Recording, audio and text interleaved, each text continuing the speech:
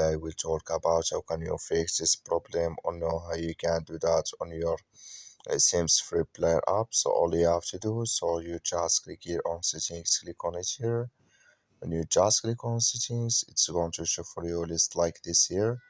Then you go down, just keep going down, click here on apps, come to apps list here, and then you're looking for Sims Free Player app, or just click on search. Then here add Sims Free Player app, just click on it here. So then it's going to take you to this list, click on force stop, then you click on OK.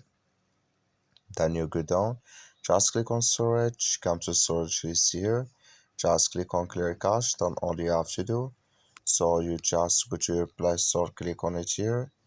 So you search here for the Sims Free Play, you will find here update, click on it. So then it's going to work with you.